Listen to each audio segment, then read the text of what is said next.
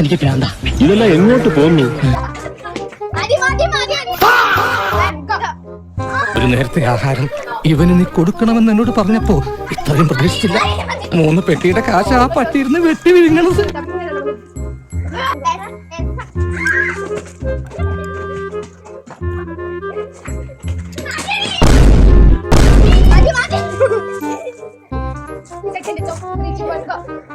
അവളൊരു സുഖമില്ലാത്ത കുട്ടിയാ, അതുകൊണ്ട്. എന്താ സുഖം? ഭ്രാന്തോ?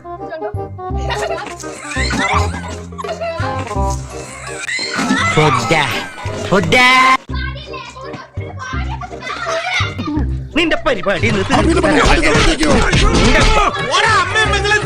A few moments later.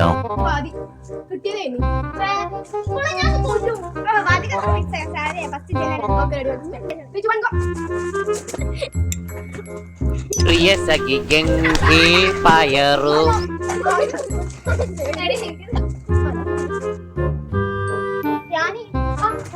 ഇങ്ങനെയുള്ള സന്ദർഭങ്ങളിലാണ് നമ്മൾ സ്വയം നിയന്ത്രിക്കുന്നത്.